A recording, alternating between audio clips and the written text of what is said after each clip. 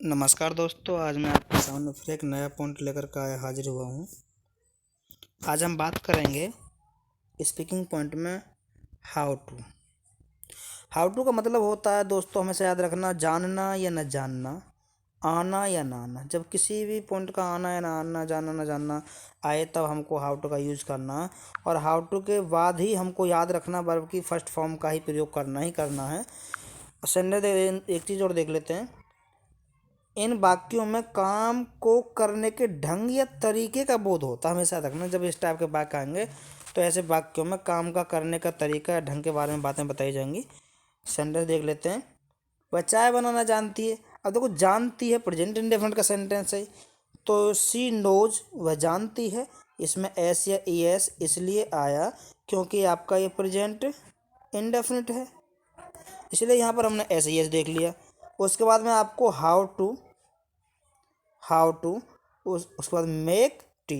देखो, सी नोज, वह जानती है, हाउ टू मीन्स कैसे, मेक टी चाय बनती है। तो सीधी सी बात, अगला सेंटेंस आपका, अरुण कार चलाना जानता है। तो अरुण नोज, अरुण जानता है, हाउ टू मीन्स कैसे, ड्राइव द कार, कार चलाई जाती है। अगला सेंटेंस हमारा, पंकज किताब पढ़ना सीख रहा है। ये वाक्य आपका किसी भी सेंटेंस में हो सकता है, ये आपका प्रेजेंट कंटिन्यूअस है। तो पंकज इज लर्निंग, पंकज सीख रहा है how to read the book, किताब कैसे पढ़ी जाती है, या फिर किताब पढ़ना सीख रहा है, हम ये कह सकते हैं। इस टाइप के सेंटेंस को हम नेगेटिव में भी देख सकते हैं। उसे तैरना नहीं आता है। तो देखो, नहीं आता है प्रेजेंट इंडेफिनिट है, तो ही डज नॉट नो, वह नहीं जानता है हाउ टू स्विम, कैसे तैरते हैं।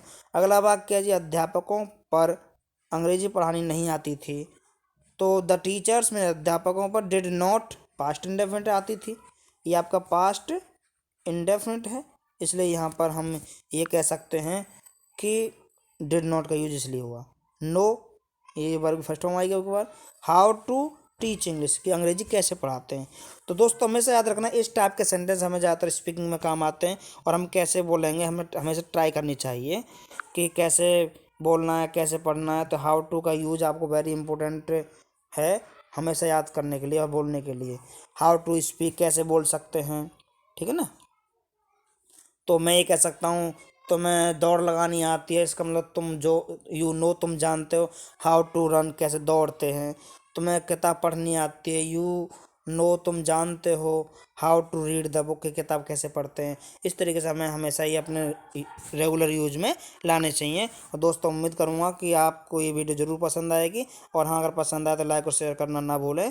और अगला पॉइंट हाजिर लेकर ज़रूर हम आपके सामने फिर उपस्थित होंगे एक बार और। नमस्कार दोस्तों।